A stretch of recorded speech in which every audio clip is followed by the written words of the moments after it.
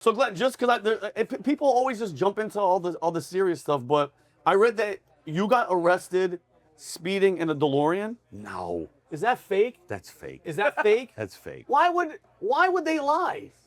You have no idea the amount of money before AI people spent on the left to make things up, lie about me, twist things. That's not true. But that's a cool story. I had a DeLorean. I had a DeLorean. Oh, okay. That's not a cool story.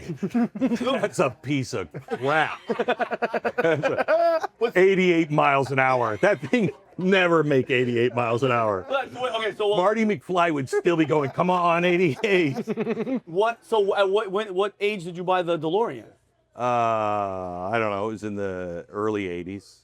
Okay, so making money, not making money, like that So part was. I was successful when I was really young. I got into radio when I was 13. Oh wow. And so by the time I was 20, I was making a lot of money and successful in my own way.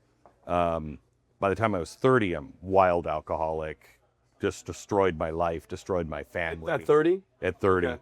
Bottomed out, had nothing left by 35, except my soul. I was trying to gain my soul back, and totally changed my life. And by 40, I was back on a different road, doing talk radio. I remember thinking at 40, I'm 40 years old and I have not accomplished a damn thing. Wow. I haven't done anything of value.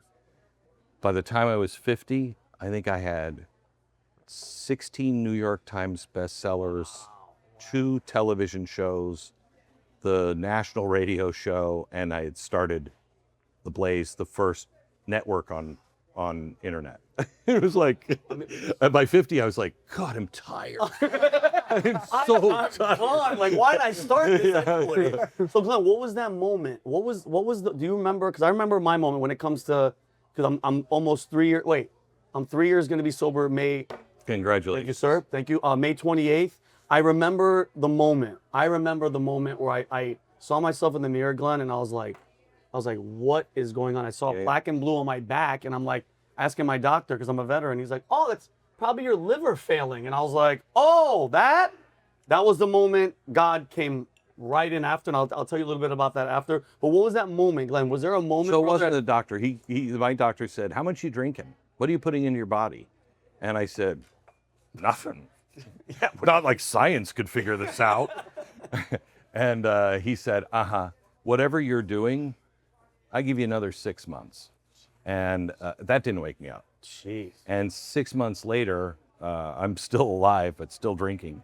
And I used to tell my kids a story every night. It was Adventures of Inky, Blinky, and Stinky, 3 little mice that lived on the island of cheese, and Thomas the cat was the villain. Okay. And they would take this marshmallow boat out, and they'd have adventures. One day, my daughters came to the table at breakfast. It was Saturday morning, and they said, Dad, best Stinky, Blinky, and Stinky story yet. Tell it again. I didn't remember tucking them in. I didn't remember being with them. And I lied to them, and I said, you tell me. I want to see how much you remember. And my daughter was telling me the story back, and all I could think of is, you are so pathetic. What is wrong with you? And that night I went to an AA meeting. Wow. And sober ever since? Ever since. How many years, Glenn? 30. Wow. Wow, Glenn. God bless. So is it still, so AA still going? Still No. constant, or you kind of? Yeah, it was life-saving for me, but then I got involved in my church and everything else, and that helped. That's my AA. AA is critical at the beginning, I think. If you don't do the 12 steps, you're not going to make it. Yeah. You're not going to make it. It's crazy that you're saying that, Glenn. I was invited from some people from work. I was such a good alcoholic. Not alcoholic, but Glenn, like I drank on Friday and Saturday and then Sunday and then Monday. I was so good at hiding it because nobody would pay. People were like, no, he's not. He's fine. He looks. Because I was a fun drunk and I knew how to hide it. Yeah. But it just crept up, and it was at that moment where I was just like, that's it. Can't do it, and I got to move on. So high functioning alcoholics are a real problem. I'm a high functioning. Oh yeah, you and me both, and nobody could ever tell. You That was can't the life tell of the party. when you're doing business at, completely drunk, doing business. That is what stopped me from admitting I was an alcoholic, because alcoholics are winos. Of course. They're losers. They can't do things. Look at me. I can still do things. Yeah.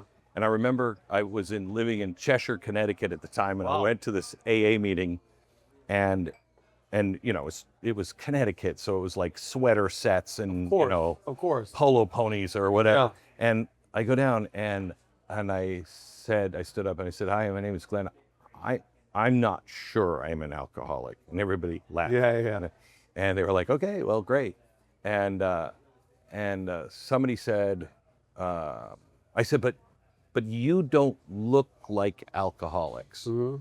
And somebody said, "What do you think alcoholics look like?" And I said, "Not like you guys. You don't look washed out and living in the gutter."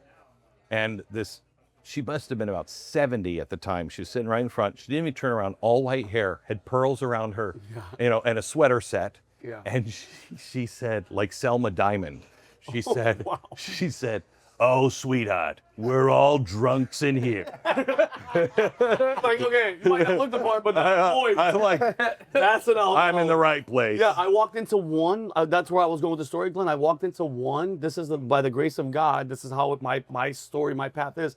I walked into one, and I heard the stories, and I saw it, and I went, okay, I get it. Not judging. I wasn't like, I don't want to be him or him, but I heard such stories about destruction and car accidents and killing somebody, manslaughter and all that. And I went, what am I doing? God has literally, Glenn, saved my life so many times because I know that he knows that there's a bigger purpose because I was be doing what I'm doing right now. Yeah. And he said, there's not that many more chances. I'm saving you.